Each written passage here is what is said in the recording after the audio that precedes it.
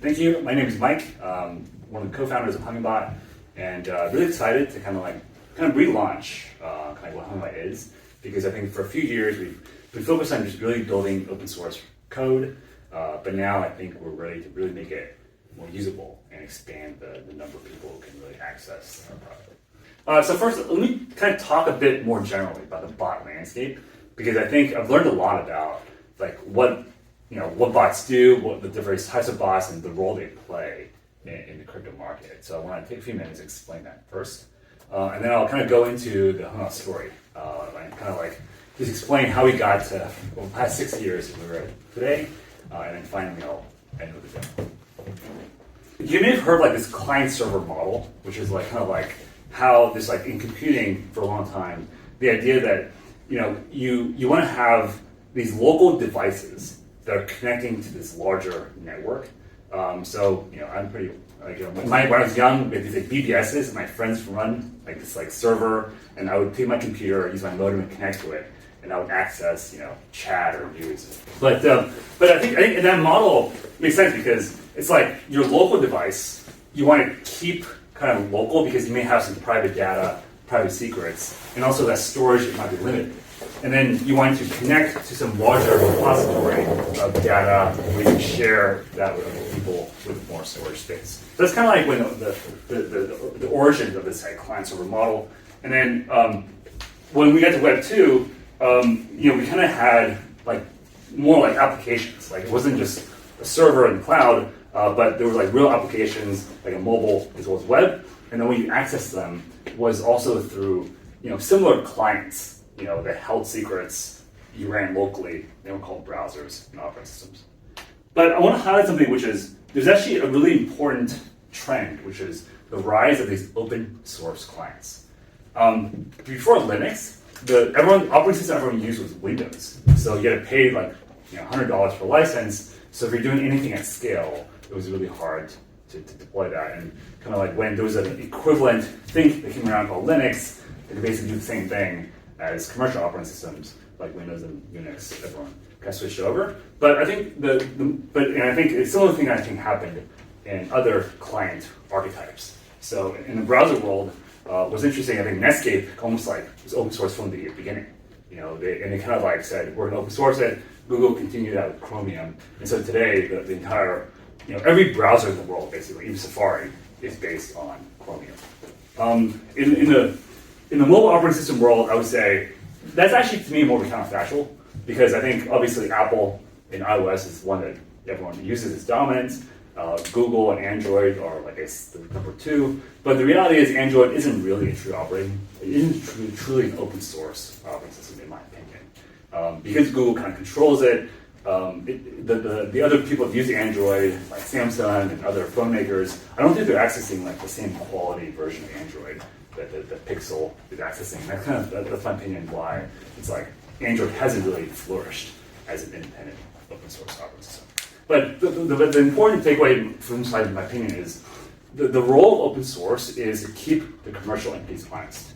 Because if it weren't for some of these open source players today, they're still something that we all depend on and use. Kind of in Web3, I think we had the same kind of this client-side, server-side dynamic, where we have protocols and exchanges, which are places that kind of aggregate capital together and kind of have this application layer that people can use and trade and lend and so forth.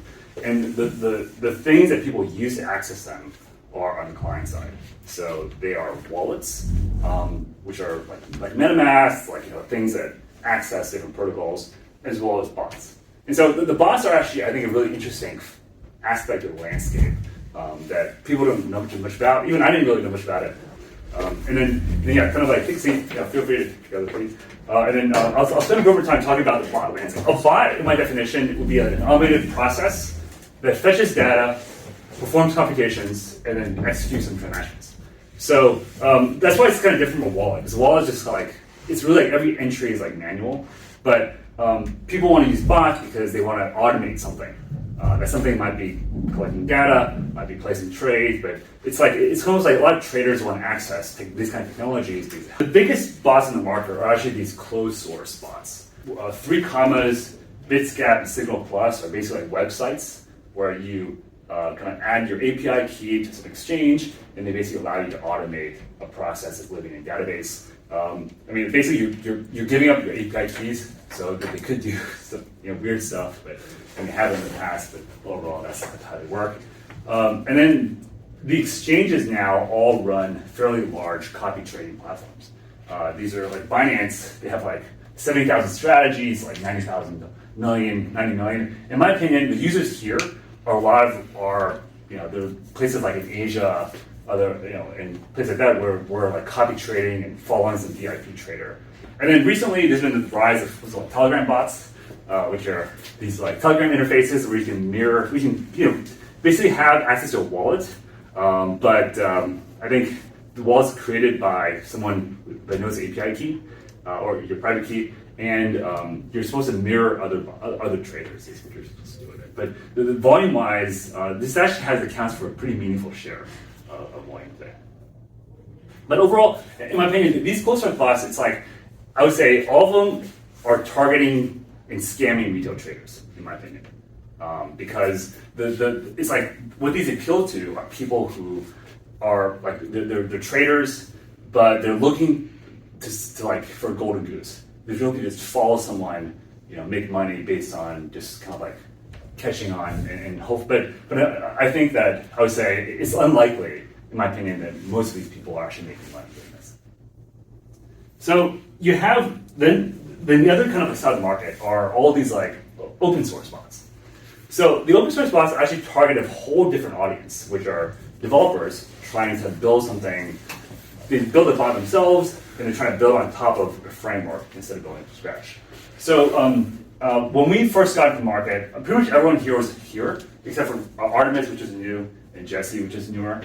But CCXT is kind of they're like the biggest crypto player for this. CryptoFeed, also a data player. Alpaca, they're like in TradFi markets, but they kind of do the same thing, which is they're basically they're like API middleware to different exchanges and brokers. And then these two are trading engines. Free Trade is actually kind of like owned by CCXT or something, but they use CCXT connectors. But these are kind of like Hummingbot does. Basically, these are like the automated process. So they basically kind of manage like a clock-like interface that allows you to like define a strategy and execute that strategy across different exchanges. So Hummingbot, the first version of Hummingbot, I would put it in this category. And then back trading, I would say those are all kind of like stock equities-based platforms, but they're platforms that allow you to like look at historical data, do some simulations, and figure out like how to perform before you deploy live. And then finally, any of these which is really new. This library just came out a couple months ago by Paradigm, like a Paradigm associate team, and this will help you do basically arbitrage between SudoSwap and OpenSea or something like that, like on NFTs. So it's pretty cool. It's Rust-based, but I would say like anything in the world is like so new that like even for us, we haven't really tried to support it because it's so different from what we're doing. So anyway, hopefully that's just a backdrop for you in terms of what the bot landscape looks like. So let me kind of go into change gears a bit and tell you about where Hummingbot fits in this picture and how we got here.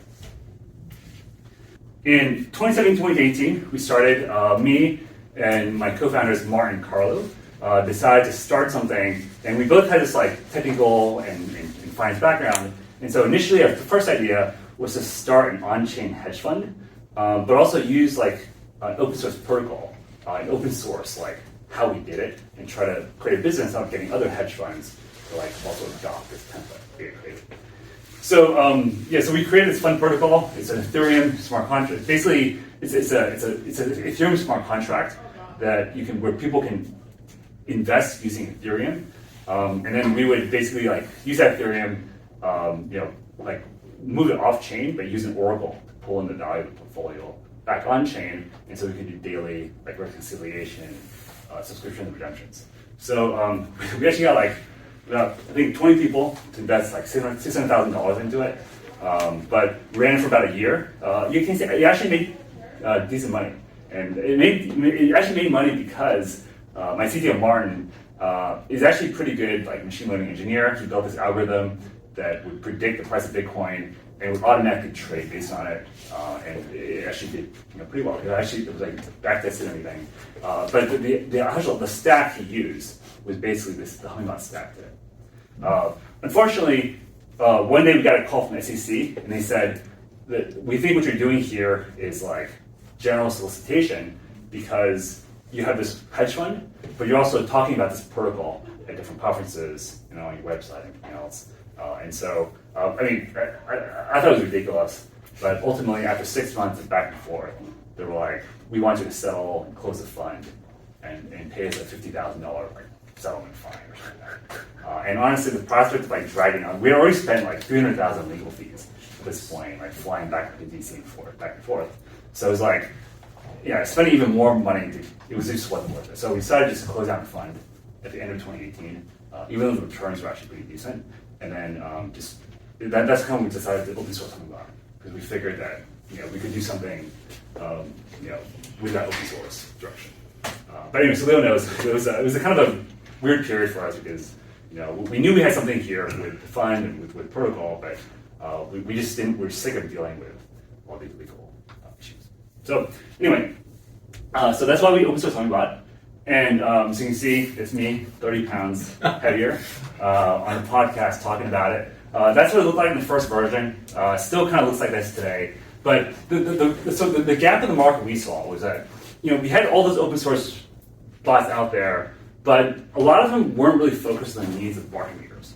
They were like all the backtest tools. They were all for traditional, stocks and even the crypto trading bots. They were more focused on directional trading, where you're looking at indicators, you're placing a strategy, but you're not maintaining a liquidity position where you have to actually maintain orders on an order book.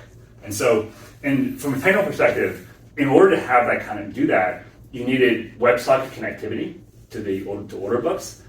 You also needed a clock-based format where you could basically connect to different exchanges and automate execution on each exchange, at the same timestamps. And so that's why architecturally Hummingbot is actually quite different from some of the other past trading bots, which didn't have this clock model that synchronizes transactions across different places. But so this tool did actually take off.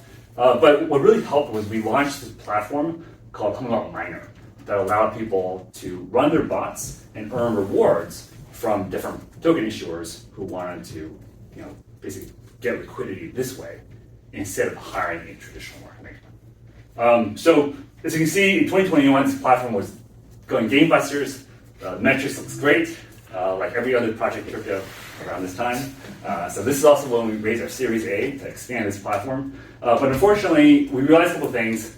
Number one, a lot of these tokens launching, weren't sustainable. But also, we actually lost a lot of customers who needed the service of market makers that this platform didn't provide.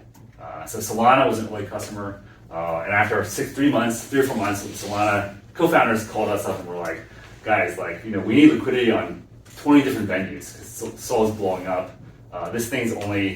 We can only get liquidity, we can only on 2 different platforms, and we need more of a service based approach. And they probably went with me or someone else. So I think we learned a lot of lessons here, but I think overall, I think this platform is still running. But now that's why Coin Alpha has added a market making business. Yeah, so that's why in 2022 we spun off the Hummingbot Foundation from the company, and we did launch a token. But the important thing here, at least for me, was to kind of avoid what happened with Android. Where it's because Android is part of this larger company, it's always there to serve that company's interests instead of actually being for the community and being a standalone. So to me, I always thought that Hummingbot could be more than just a simple market making tool. That it was capable of being more of a larger platform that could serve needs of different types of people, from individuals to professionals, doing lots of different things. And so that's why I think it made sense to separate the company, which was really focused on market making, serving the needs of token issuers, from the open source project, which should be broader and serving. So today, Hummingbot open source project is still going strong. We've done a monthly release for the last basically 4 years. And so every day we still see lots of folks running bots, but mostly on kind of like centralized exchanges like Binance, Upbit, MEXC, and KuCoin. So actually, but DYDX is, and some of the other decentralized exchanges are a bit farther down, but we do think that they are a growing sector for us, even though there's still probably 90% for volume still centralized exchanges. But overall, I actually don't think our user base has grown that much. We only see about 600 bots running at every point in time. We're seeing about 1,000 bots running in tracking in 2021. So I think our user base, in my opinion, has kind of stabilized. But I think, in my opinion, it's because Hummingbot is still hard to use. It's a command line tool. That's why we're adding a dashboard to try to, not just like make it easier to use, but also allow for more sophisticated institutional use cases. Michael, does this version still support decentralized exchanges too? Yep. Okay. But they're just much smaller by volume. Yeah, that's right. Yeah. So I think this is past 3 months. Yeah, so I think DYDX is probably more like 5 million for the past 3 months, and then Uniswap, Pancake are probably a bit less than that. V3, Uniswap V3, or no, just V2? V3. Well, that's one because our Uniswap connector, like the strategies, I would say didn't work well. I would say, to be honest, until recently. But now we just like improve the connectors. We're like interacting with the pool directly instead of like going through the router. So that's why I do think our Uniswap strategy we'll see more volume pick up as we can like improve the strategy later. Do you use Coinbase, or is Coinbase a part of it right. as well? We actually have a Coinbase connector, but no one uses it. And the reason is because Coinbase charges 0.2% fees. So it's kind of like if you're running a bot, and it's like, why would you ever run a bot and pay 0.2% fees on maker and taker? It's like so. I think Coinbase is the folks who are providing liquidity in Coinbase. They must have some type of like super like a low deal with them. They basically like because like normal. I think normal people it's almost like you're gonna lose money. Yeah, institutions have lower maker and taker fees, yeah, right? They must actually. Because like Coinbase, even though we built the connector, it's never been part of our we never see it on this chart actually. Okay. So that's why we still have people on our user base asking for it, but even on Discord, very few people are asking for Coinbase services. Yeah, the way we operate is we're really trying to make sure that we ultimately are sustainable, so that we're i.e. profitable. So that we can kind of like continue operating and keep on growing the community. So our revenues really come from 3 sources. Historically, we've had feature agreements with exchanges that pay us about 30 to 40% of every trade incurred by users. So when we first started Foundation a year and a half ago, we're actually profitable just from this. Unfortunately, over the past year and a half, it's gone downhill as centralized exchanges volume has gone down, and I think some of these guys, I'm not sure. I don't want to depend on these guys for the long term. Let's put it that way. So we launched this bot camp effort, which was basically a way to teach people how to use Hummingbot to build their own custom trading strategies, become a market maker, and launch their own hedge funds. So we've had about 120 students go through the program over the past 9 months. 5 cohorts, but we want to change it to actually more of a monthly program because the feedback we've gotten from people is that it's almost like it's aimed at more like students who can afford to sit down for 6 weeks and learn how to code a strategy. But most of the users are full-time people with like jobs who are trading on the side, and they want to learn something they can spend a few hours a week or a month on, and to learn something from, but they don't have to do something for a 6-week period. So we're changing to basically something where we have monthly live sessions. Every month we'll try to teach a new strategy type using our dashboard, and then we have a monthly trading competition at the end of it. And so we think that model will work better for people. And then finally, so with a token, we used to spend a lot of time adding connectors, maintaining connectors, documenting connectors. And so now we think that our token, the best use case of the token, is to have people vote to tell us which connectors should be in the code base, which centralized exchanges, which decentralized exchanges, and starting next quarter also which blockchains should be included in the code base. And we think that it allows us to really spend our time on the strategy layer and the application layer and try to just grow adoption as opposed to having to worry about like which connectors we want to support. But overall, I think the way we've tried to design the business model foundation is that all we have to do is increase adoption. Just grow adoption from both individuals and institutions, and then hopefully that will provide us with enough revenues to continue making Hummingbot, like something that looks like Linux eventually. So that's why, that's why now this is actually, I would say, a much more complex ecosystem. When we first launched, originally it was just that command line tool, which is this right here, this Hummingbot. What we've added is we added Gateway, which is middleware that helps connect to different centralized exchanges. And then this was actually contributed by a community member who essentially built this whole like orchestration module that allows bots to talk to one another, and this is kind of what allows the dashboard to control all the bots. And then finally, we're working on this dashboard project right now, which is basically like stitches everything together. And what makes it work is actually we found Docker is amazing. It just like allows you to just orchestrate lots of different containers and really stitch everything together. So I think we kind of found like the architecture that works for Hummingbot, and so now it's just a matter of building on top of it and making it more and more usable. So now let's get into the demo. Sorry I took a look. Before I start, this is actually something that we're starting because Dashboard is a fairly sophisticated tool, and we think that we can actually use it to help trading firms, token projects, or anyone really build type of like customized liquidity infrastructure for themselves.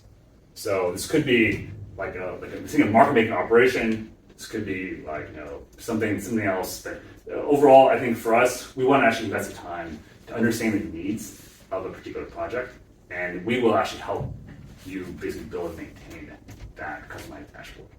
So for us, we think it's like we're not going to do a lot of these, but we think it's important to have that discovery touch with the end users to really help them be successful using Hummingbot. So if you know anyone like this, or yourself for the build, let me know. Okay, so let's get into the demo. So first off, I already have it running over here. So this is actually what it looks like. So this is a dashboard that's running on this server over here, and I can actually just plug in. I can access it by just going like this.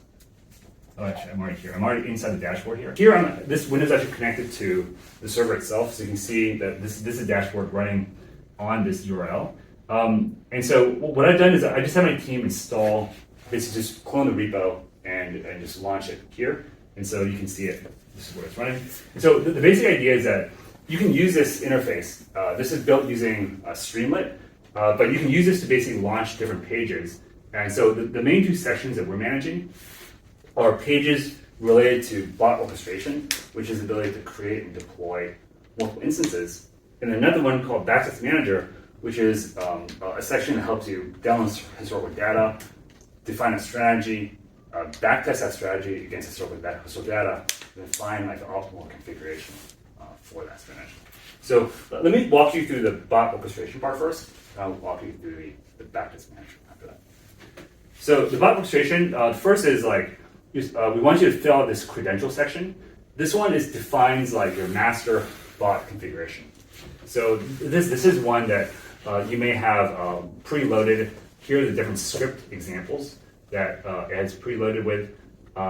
You can also create strategy templates. So these are kind of like a couple of strategy templates that I added earlier. So this is one that defines the parameters for the peer marketing strategy. And then finally, there's also a couple keys here. So these are keys that are encrypted. So these are API keys to Binance, KuCoin, and Binance Perpetual. But you can see that this has been encrypted with a password used to create this master bot configuration.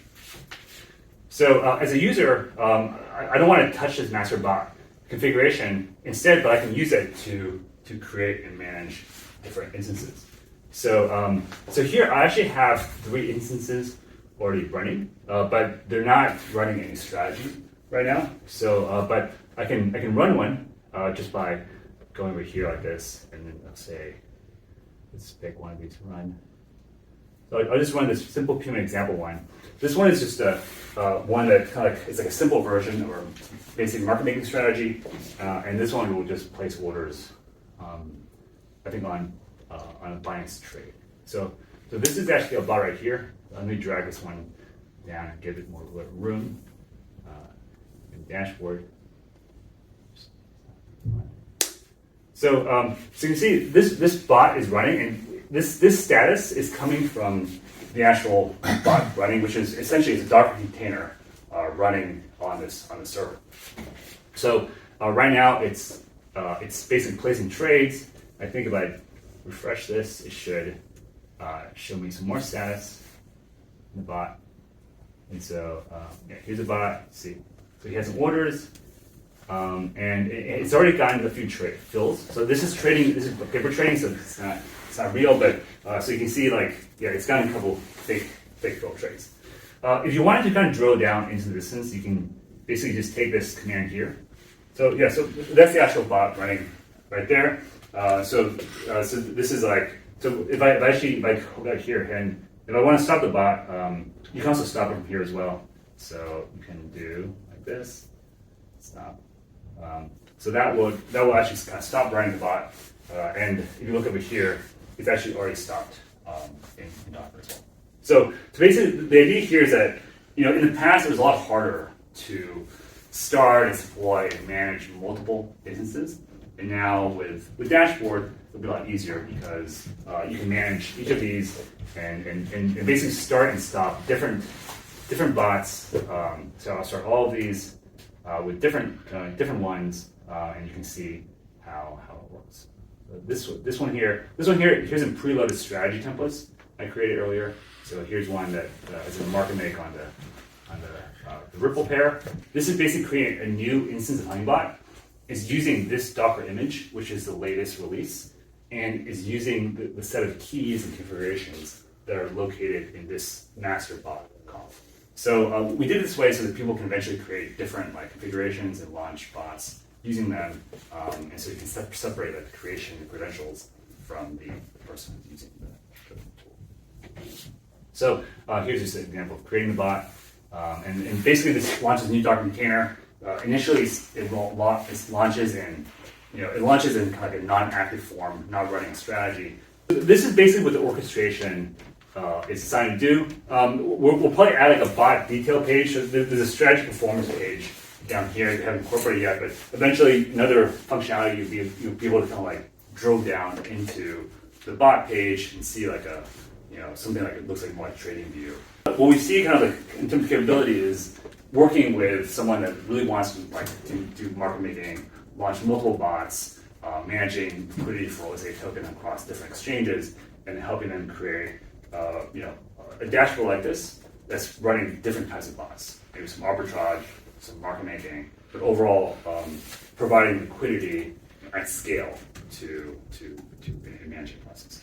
So that's what I think this is capable of. So that's just a preview of the orchestration part of it. And one final piece is that this strategy configs area is where you can kind of manage the different strategy configurations of these different bots. So these are the 5 bots that are running. Each one has kind of like its own logs, strategies, and scripts. But Can the command line do all of the tasks that you see in the UI right now? Oh yeah, and more actually. The UI actually has a very limited number of things you can do. The UI actually has a lot more because this is actually the main interface that we've developed. So in the UI, the right-hand side of the logs, there's like a help command that shows you all the things you can do. And basically, this is actually, I would say, if you want to do serious bot management, you would want to do it from the command line.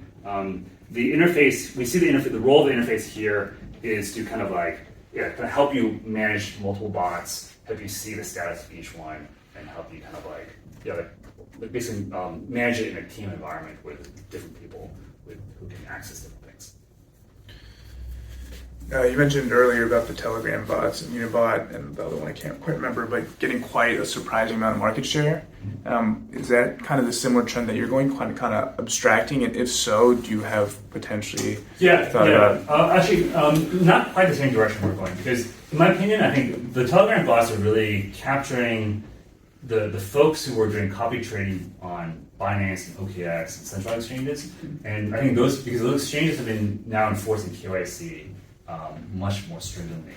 So in my opinion, I think it's like those folks are starting to migrate into Telegram bots and trying to do copy trading and Unibot and other bots like that. But to me, it's like those folks I would love to serve those folks, but those are like almost like too retail, in my opinion, for Hummingbot. I think Hummingbot, in terms of what the stack looks like, is better served going a bit more upmarket and trying to serve like token projects, hedge funds, and trading firms who are trying to build something, but they don't want to hire a firm or they want to hire developers and they can build a developer stack. So actually, thanks. Actually, let me show you the backtest manager, because this part I think is the part that we're probably the most excited about. And I'm going to explain a bit kind of like how we're doing this, because the first thing is, there's a few things here, but the first kind of like realization we made a few months ago, and I'm kind of surprised it took us so long, was to realize that Hummingbot is not just a tool to send orders, but also a tool that you can use to collect data. The exchanges now all offer these like historical K-lines of APIs, where you can basically get historical data on different historical intervals. So candles, for instance, I've already downloaded the Binance perpetual ones, but I can download the Binance ones right now, and I'll just download these candles. And so what this is doing now is, let me show you in Hummingbot. So now it's basically starting this new Hummingbot instance called the Candles Downloader. This is basically running a candles download strategy that fetches candles, historical candles from the exchange and stores them in a location, which it makes them available for the backtester. The data collection capabilities of Hummingbot, I think, are something we really want to expand on in the future, because just accessing historical data at scale across different exchanges, making sure that timestamps are all lined up, is something that I think we can really help users do. So once you have this data, now you can actually create like a backtest, a strategy that can be backtested against that historical data. So this is part of our new strategy framework. In the past, our strategies were more of these monolithic programs where all you can do is just define a set of parameters. But in the future, we have split up a strategy into basically two parts. One is what we call a controller, which is a file that you can create here. And the other one is called an executor, which automatically just executes whatever signal is being generated. So here, as an example, you can create a new one, but let me show you one that we've already created. So here are three kind of like sample strategies that we've created, and this is basically the controller for each strategy. And these are kind of like fitted for certain strategy types. For this one is based on a directional strategy base class. So what this defines here is this defines basically like how the signal is generated. So basically what this strategy is doing is this is defining what are the MACD and Bollinger Band intervals that it's interested in. And then down here, this is basically defining like a certain like indicator, and then adding, and then basically taking these indicators and then creating a long condition and short condition using these indicators. And so the reason we're doing this way is because we're going to basically take all of these different indicators and then plug them into a simulation engine that will try to optimize and find the best values for these parameters. So that's why the way we did it is essentially we're saying this part of the process, all you're trying to do is just generate the signal that tells you how to execute that. Because like the execution is we've defined using what we call a triple barrier executor. So essentially what this means is once this position is created, once this signal has been hit and this long condition is reached, you create a position, and all you do is you define for that position the take profit, the stop loss, and the time barrier. This is a technique called the triple barrier method that was popularized in this financial machine learning book that came out like 10 years ago, but it's kind of like all the rage now. in kind of like the academic, financial engineering circles. But the overall idea is to separate the generation of the signal from how you execute that position after the signal is reached. And the reason you want to do that is because it allows you to backtest. Now you can just look in historical data, look for when that signal is hit, and you can execute kind of like a set of automated encapsulated logic after that. So I'll show you kind of like what that means, but basically here, this is a file where if you're doing credential strategy, this is where you're essentially defining that indicator. Something you would probably, something that folks who write on TradingView or PineScript are very familiar with doing. But once you define that, all you're saying is, this is when I want to go long, this is when I want to go long, and this is when I want to go short. So after that, you've already created that. The next step is to optimize that, because you don't want to just run the value you picked, because who knows if they're right. Instead, we think you should be creating something called an optimization study. So this is the one I created earlier today, based on the MACD chart, the MACD strategy. But basically, you can see here that what we're trying to set here is these are the different parameters that this optimizer is going to iterate on. So basically, when I defined the indicator, I said, its indicators comprise of the Bollinger Bands at different lengths, MACD. I'm just combining these different type of indicators together, but I don't know if those are the right ones. So here I've defined ranges for the different indicators I'm using, and then I also define what I care about. So here are the attributes. Like for every trial, I want this thing to report different attributes, like where the probability, where the max drawdown, where the Sharpe. These are so even though it's optimizing based on trying to optimize just on profit, I want it to report all these different other values as well. So once I've done that, then you can just basically say how many trials you want it to run, and it'll run a trial. And so the way this works is that we've integrated to something called Optuna. And so Optuna is basically an optimization framework.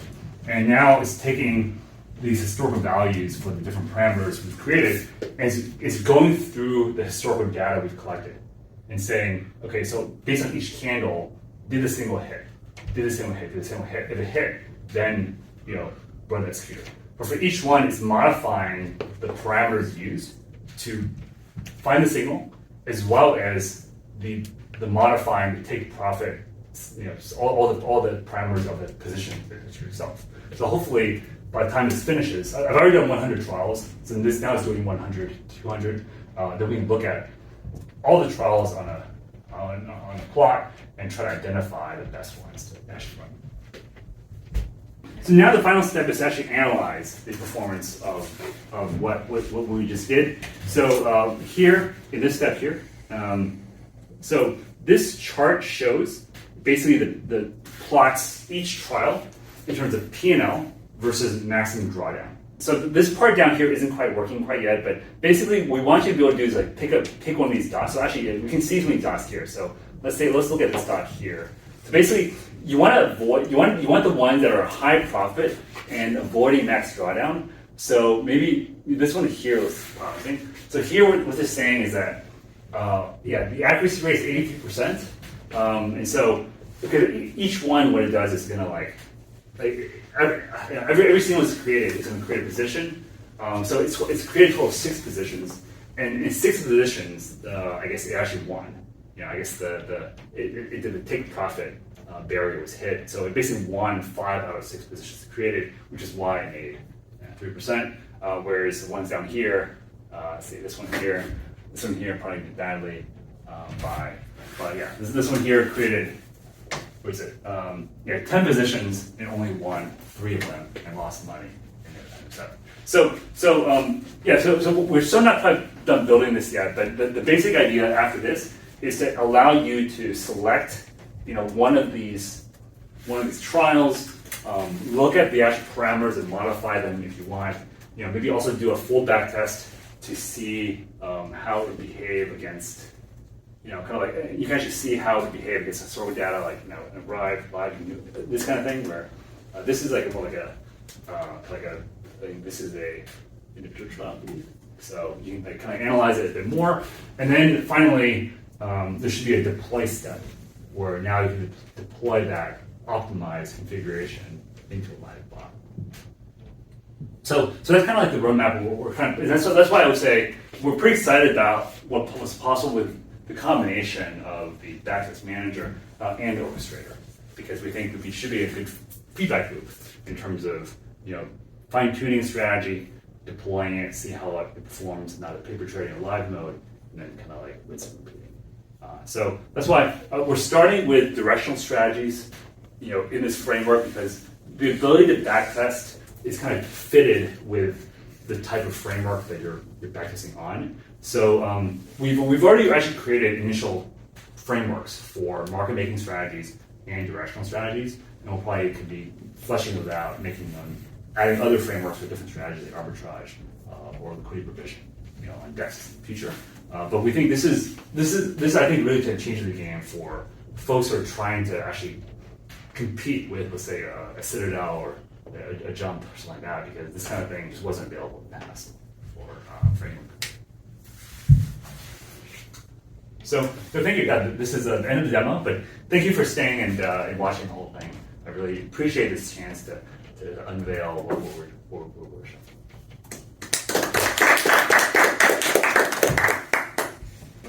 Have you heard of OpenBB terminal? I think I have it. I think vaguely, yeah. Yeah. Is it kind of similar? Or are they... I mean, it's all for like traditional assets, but the nice thing that they've been working on is their UI. Like they have a in-terminal UI. Okay. And I was wondering if you guys would be willing to do that as opposed to having a web UI. Well, yeah. So I think we've kind of gone from internal UI, which is our thing here. But basically, I would say internal UI, we're not really wedded to any one thing or the other. But I will say that I think there is a lot of value in having like an actual like a UI that people can use that's not command line. And I think I would say it's kind of like the other nice thing is that this framework we're using, which is called Streamlit, is very easy to build on top of. So there's actually a bunch of community pages here that people have built. They're just like on their own. And so we want to try to have a framework that where we can build like the main section, but then have like a set of templates that allow people to basically build their own dashboards and do what they want. So that's what they're kind of like. And so I would say I think the choice for us is like, do we stick with Streamlit, or do we move to a different open source platform like Plotly or Dash in the future? What about just doing it with like a React app? Right. So yeah, we do have someone in the community who wants to do that. So I would say, I think that if a company wants to launch like an application on top of us, we would actually be very supportive of that. But I think because this is the open source app, React I think is a bit trickier to deal with, especially if you want to run like it's just nice. Also React is all TypeScript. One reason why this works is because we're doing everything in the Python ecosystem. So it's like, for instance, that code editor, it's a streaming integration. So React, I would say, we could do a versatile React app in the future. Actually, we have to do a board member who's very experienced in that front. But I think, at least right now, we want to try to just build as fast as possible, have this in production, have people actually using it, and then think about like the actual like interface. Are there any risks associated with like someone potentially like hacking and just ripping out the fund and transferring the bot to like sending to their wallet address? I would say I think if you have expose your bot like this, like what I'm doing here, and like just like allow anyone to control it, then yes. But I think if you're running your bot on a secure machine and you just protect the entry points to that machine, you're fine. One of my favorite places to trade are like perpetual futures exchanges, decentralized exchanges,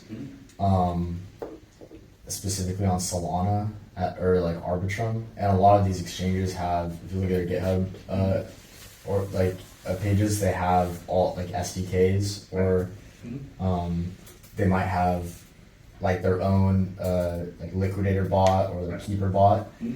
And so how would if I had one of those SDKs, how would I be able to like connect it to your platform so that I could do the back testing Yeah, and yeah. actually like run the strategy? Yeah, great question actually. So the back testing and everything, the like right now we're kind of like it's very nascent for us. So we're just starting with like really only centralized exchanges.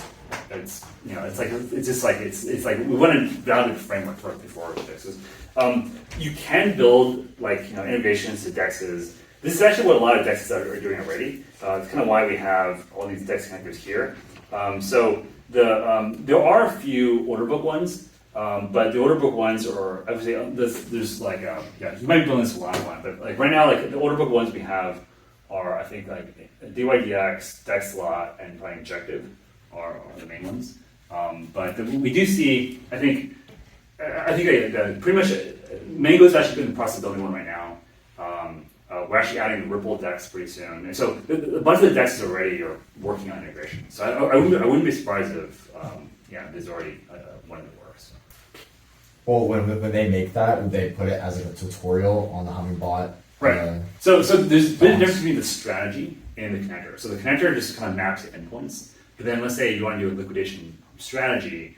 I would say there's probably like a way that they could probably create a strategy, either a strategy or a script that does liquidation, and then people can run that and kind of run that block for them. So part of it is like I think the DEX also kind of has like typically works with us to like build a connector, create marketing materials, create strategies for the community. I would say if you want to engage with them, I would say it's open source. I think it's absolutely we're committed to being a true open source project. But we recently rolled out kind of like this sponsors botcamp thing. The idea is to kind of like grow botcamp into like a monthly program where we teach people, really how to use this framework to backtest and deploy strategies, and invest our time into like making people successful. And we're also kind of doing this sponsors program now, where we want to kind of hopefully work with a few like larger protocols in this enterprise support sponsorship. We can help them kind of build something really amazing with dashboard and solve their like liquidity needs. So I think for us, like we think that actually overall, like, I think it should kind of elevate what people can do with Hummingbot and serve a more professional use case. So that's why we're trying to make sure we can actually like understand customer touch points, understand the needs, and try to get that built. Have you thought about going to like quant trading clubs on university campuses and like hosting a competition? Yeah, so we're actually working with Cornell. So there's a financial engineering class at Cornell this fall that they're doing a project with Hummingbot. But yeah, and so I think we are eventually we probably will work with Cornell or Penn or Stanford to expand this kind of thing. But I think it's also like trading bots is pretty new. Most blockchain classes are teaching like cryptography and those kind of things. But I do think that actually after Cornell starts using it, there should be other schools that are showing this. I believe the future is amazing, but I'm concerned. Do you expect when to break even? We're actually very profitable. Okay, that's good. That's good. Well, but in part of it because I run a very lean team. Mm-hmm. That's good. But yeah, so I would say in the future, in the future, I think we have other plans to launch other bigger things in the future. But for now, I think we're pretty excited about just expanding BotCamp because we already had a lot of people show interest in it. And I think especially with adding these money competitions, we can actually really expand these things. Yes. Did you see the Bybit trading competition recently? Yeah. Did you guys participate? No, we've actually, So there's kind of one reason why we're starting to do more competitions. The exchanges actually want us to work with them for a while on this kind of stuff. We've done a few. It's just that I think for us, it's almost like we're going to do competition. It should be like for our community and serving, in our opinion, more of an educational interest, which is helping people actually understand how really to run profitable trading strategies. Whereas I think a lot of exchange, we've done a few, but in my opinion, those are more aimed to help exchanges make more money, by just getting users to do more volume. But it's not actually having users. It's not helping them like learn more or actually be a better trader. You know what I'm saying? Like, and so that's why I think if we're going to put our effort into like doing some type of like commercial program and actually tracking what people are doing and giving rewards, it should be rewarding people who are like learning more, mastering that, and then using that to like teach other people in the next one how to do that better. So that's why I would say the reality is like, and this is one thing we've learned is like if you're really gonna get serious about doing algo trading, you need to be doing backtesting. You need to be in simulation. You need to be looking at data and approaching things like almost like if you're building an AI model, right? Right? So eventually what we're going to build is the ability to take this data, split that into a trading set, and a test set, and then you're training on the trading set, you're testing on the test set, and you're kind of doing the same things that kind of like a researcher would do. Would that include scenario modeling out into the future too? Well, yeah, so those kind of things, that's why I think for us we want to work on this dashboard with an actual trading firm, an actual token project, is to understand what they're trying to do. And to see, it's like, I would say for us, like, I don't think we'll support every use case under the sun, but we want this to be an open source framework that maybe some company can extend and build on top of. But we want to keep the core open source to a level where I, as a user, can use it to download historical data, do basic backtesting, and formulate my strategy before I run one. The other thing here is that I would say, we think this is set up well for an AI-based future because it's like, what's happening right now is like the AIs are learning based on all the content that's being generated, right now on the internet. I think in the future they'll likely be able to also really generate like algo trading strategies, but in order to do that, they have to learn based on something, And so we think that by splitting a strategy up into these different components and encouraging people to create lots of different examples, I think over time we'll generate a pretty valuable corpus. Not sure what we'll do with it, but I think we can actually kind of like help people create strategies that are like self-generating. They're going out there, they're basically running Hummingbot, doing paper trading, finding the best parameters, and so you're not just like doing backtesting yourself. You're almost like you're trying to train an army of agents that are trying to find strategies for you. So that's how I would say. I think that's where we're trying to go with this, and I think was should be possible. And one reason it's possible is because I think I mentioned a few other backtesting tools before. Those other tools are kind of like they're separated from the execution layer. They're all aimed at like taking stored data, generating some type of like simulation, but they're not actually running the same strategies you would run live. Typically, traders would take those strategies, like recast them in C, and then you're running something different. So the actual iteration cycle of like backtesting to execution and back and forth would take like months. With this, it's like literally like seconds. And so, because you're running the same strategies you're backtesting and the ones you're running live, you're just flipping a switch. And so that, I think, that in my opinion, just as a trader, makes a huge difference in terms of like just actually being able to find something that works. And so hopefully we'll see is that we'll see people actually using this, making 10% per day, hopefully, and then we can like showcase it and try to get people to use it more. So that's a dream. Have you been experimenting with like using GPT-4 to like do code generation for the strategies? Yeah, it doesn't work. Why not? Well, so okay, I encourage you to try it. First of all, so I've tried it. I had lots of people try it, but the important thing to realize is that GPT-4 is trained on text, right? So it's trained using words. So the question you should be asking is like, if you train someone using words, why would that be good at coming up with a good trading strategy? Well, it can maybe pull like example code from all of GitHub and other trading strategies that are on GitHub. So how likely do you think that you run that code is going to run without bugs? 70% chance. Try. So the hard part there is like what I found is even when it runs correctly, if you don't understand how it's creating that strategy, you can't really change it. So it's not good to create a whole strategy, but it could go a couple steps. It could, yeah. Right. You could say, okay, I want to do X, Y, and Z. I want a pandas data frame that calculates the Sortino ratio. Blah blah blah. Right. And then yes. it can generate.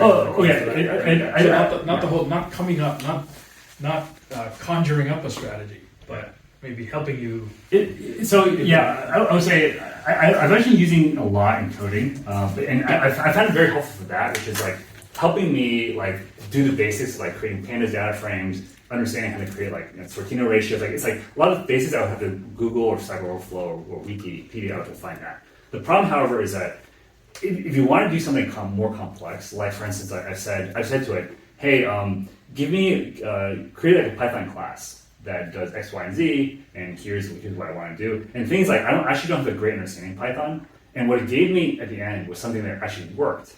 Unfortunately, what I found was that it's very brittle, and it didn't error handle in the right like Python kind of way. So unfortunately, it took me like longer to actually unravel all that and to like understand it myself and to create something that was usable, that was actually robust, than I had done myself. So what I'm saying is more like I think it's actually obviously helpful. But what I found is like the more complex use cases you throw at it, especially in realms where it hasn't had a lot of training data, it'll just make shit up. And if it makes shit up, it's actually worse because now you have to fucking go and figure out like what's gone wrong and what I got right. Go ahead. Well, it's kind of switching AI algorithms. Are you familiar with anybody who has built reinforcement learning based trading strategies? Yes, but I think that I would say it's still very much dependent on like what you're trying to learn. And so the thing with like I think just finance in general is that the market keeps changing. Whereas like if you're trying to predict anything that's like in the normal realm, typically like you're dealing with independent data. So I think it's Anyway, thanks for coming to So overall, like I am very excited about the prospects of AI in quant trading, but I think it's going to look different from what people expect. It's not going to be like, hey, GPT-4, same experience, drop it, it's going to work.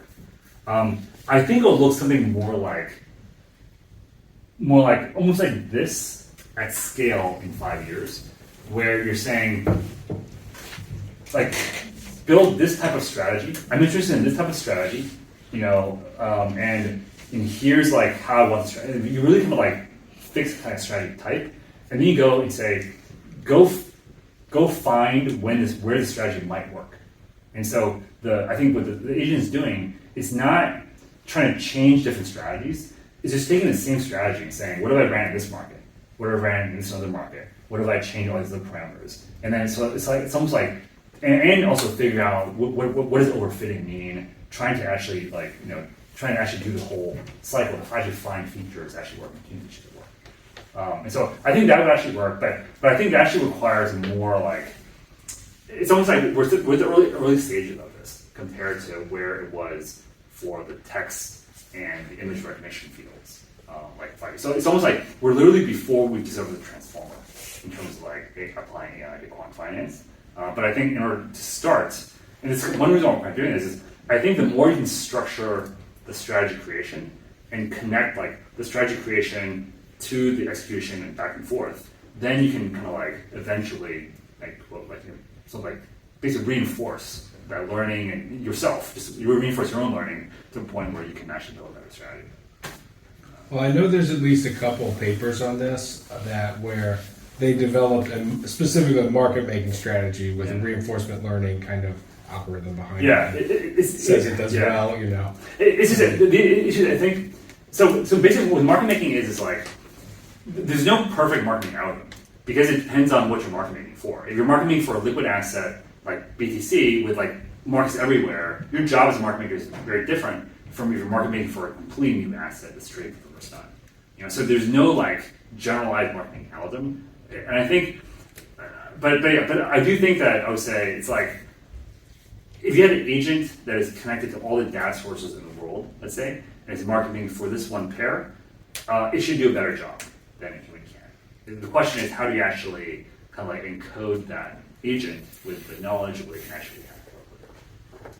I think there's a desire generally for traders to enhance what they're doing. It's like, and I think like because you're ultimately it's like you're competing with other people for the same profits. It's almost like you want every agent can. So to me, I think the problem with the current landscape is that it's so fragmented. There's like it's like you either go to the simple retail bots that are give you like very little like real like ability to control it, or you have to stitch together yourself something open source, but you basically have to be like a developer at that point to like build everything. So for us, like I think the desire was always to try to build something that could kind of like serve both. Like we would try to allow the retail person to be able to use something that was more sophisticated, something that was more like advanced, and actually give them that capability to compete on a level playing field. I would say the main thing I've learned over the past 4 years is that was a lot harder than we had thought. That actually like giving people, even a tool that can change those parameters, like you're still going to lose money. You just kind of ask them right. So that's kind of why we're going in this data direction. I think that it's kind of like in order to really do this well, you kind of have to take advantage of like the capabilities that we have today, which is being able to like operate at scale across data, optimize something, and then run it and optimize. Fast. One more question. Have you guys thought about like for the on-chain stuff, pulling in like financial data from all these different protocols, like their feed generating, and figure out like there's all this data on like DeFi Llama, Token Terminal that you could maybe be used to make a strategy? So we actually have a data feed layer that allows you to do that. So we actually just added, actually one reason why, actually my CTO wrapped the Gecko Terminal API into Python was to actually be able to do this. And to like add that data feed so you can like watch for a new token launch and trigger something up with the bot.